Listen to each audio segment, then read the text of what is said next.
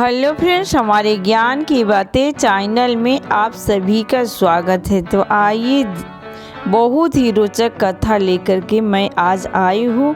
अभी तक मेरे चैनल को सब्सक्राइब नहीं किए हैं तो लाइक शेयर सब्सक्राइब कमेंट ज़्यादा से ज़्यादा करना, पूरा वीडियो में बने रहिए। तो आइए जानिए शौरी कितना मगन थी राम भक्ति में। आप लोग को पूरा वीडियो में बने रहना होगा, पूरा वीडियो देखें। घर से भागी शौरी को गुरु मातंग के आशीर्वाद से लगी थी श्री राम भक्ति की लगन। जानिए रोचक कथा। भगवान राम के परम भक्तों में से एक शौरी का नाम विशेष रूप से आता है। अपने विवाह के समय वह घर से भागकर वन में आ गई थी। गुरु मातंग मुनि के आशीर्वाद से श्री राम की भक्ति प्राप्त की थी। शौरी का नाम तो हर कोई सुना होगा। सीता के खोज करते हुए भगवान राम इस भक्त शिरोमणि के आश्रम पहुँचे थे, जिसके भक्ति भाव को देखकर श्री राम ने अब उनके जूठे फल भी खाए। शौरी ने ही बाद में भगवान राम की सुग्रीव का पता बताया था, जिससे मित्रता के बाद सीता की खोज कर भगवान राम ने रावण का वध किया था। पर लेकिन कम ही लोग जानते हैं शौरी एक भील कुल में जन्म ली थी, जो अपने विवाह के समय घर छोड़कर वन में आ गई थी, जहां मतंग ऋषि ने उसे राम का मंत्र दिया था। शौरी की उसी कथा को आज हम आप लोगों को बताने जा रही हैं। धर्म ग्रंथों के अनुसार शौरी भील कुल में जन्म ली थी। जब उसका विवाह होने लगा तो घर में बलि के लिए पशु लाए गए थे, जिन्हें देखकर उसका दिल पिघल गया और वह चुपचाप घर से निकल गई, दंड कारण्य के चली गई। यहाँ वह छिपकर ऋषि मुनियों की सेवा करने लगी। उसके आश्रम में लड़कियों को रखने के अलावा वह अकेले मार्ग को झाड़ पोंछ बहार कर साफ करने लगी। ऋषि मुनि के आश्रम में छिप करके, वहाँ मतंग ऋषि के आश्रम में छिप करके झाड़ पोंछ करने लगी कुटिया के, और वहाँ रहने लगी, साफ करने लगी, रहने लगी। इधर उधर घूम करके दिन भर और रात में वहीं पर रुकती थी और सुबह में साफ सफाई कर देती थी। कोई किसी को पता नहीं चलता था, छिप करके रहती थी। इस पर मतंग ऋषि के कहने पर उनके शिष्यों ने पहरा देकर उसे पकड़ लिया। पर जब वह मतंग मुनि के सामने ले आई गई तो उसका भक्ति भाव देखकर मुनि की आंखें भी आंसू से भर उठी। उन्होंने अपने आश्रम में रहने की अनुमति देकर उसे भगवान राम का मंत्र जाप करने के दे दिए, जिसे जपते हुए वह गुरु की सेवा करने लगी। जब मुनि मतंग ऋषि शरीर छोड़कर परम धाम को जाने लगे तो शौरी भी साथ जाने की जिद करने लगी। तब गुरु मतंग ने उसे भगवान राम जी के दर्शन होने की बात कहते हुए उसे भगवान की प्रतीक्षा करने को कहा। तब से वह भगवान राम की प्रतीक्षा करने लगी। राम भक्ति में यूं खोई थी शुद्ध बुद्ध। गुरु मातंग के आशीर्वाद से शौरी का राम के नाम में ऐसा मन लगा कि वह अपनी शुद्ध बुद्ध ही भूल गई।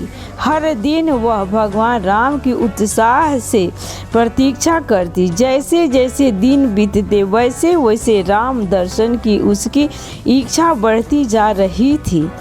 तपों की आवाज़, पत्तों की आवाज़, कोई भी चीज़ की आवाज़, वह हल्की सी आहट सुनते ही वह उतावली होकर कुटिया से बाहर आकर इधर उधर देखने लगती थी।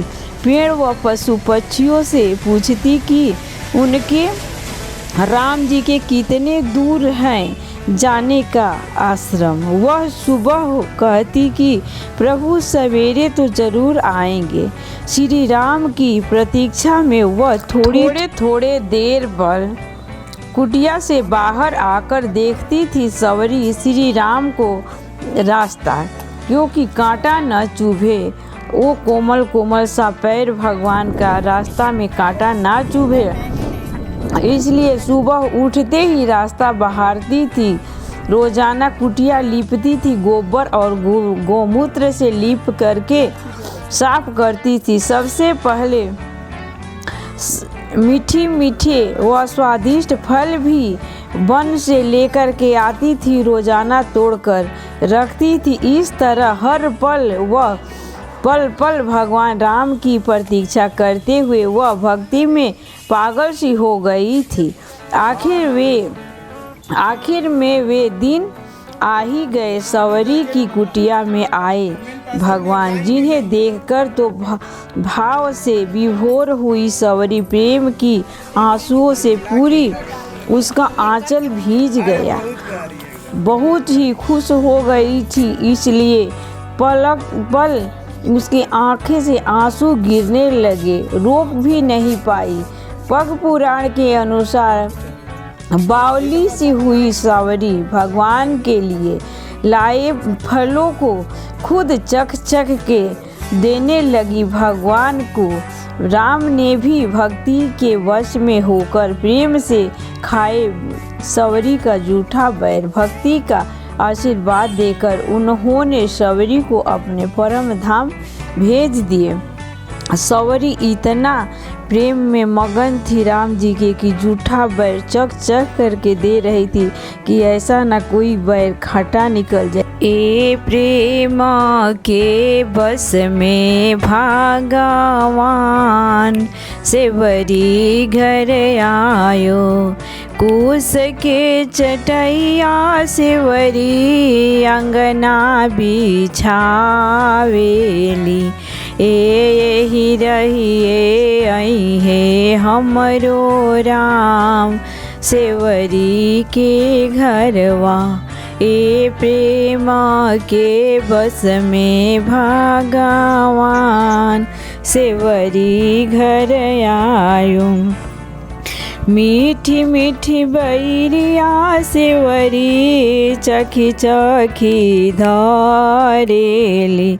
ए भोग लगई है भगवान सेवरी के घरवा। प्रेम के बस में भगवान सेवरी घर आयो। मीठी मीठी बैरिया सेवरी चखी रखेली। ए भोग लगई है लक्ष्मण राम सेवरी के घरवा। प्रेम के बस में भगवान सेवरी घर आयो।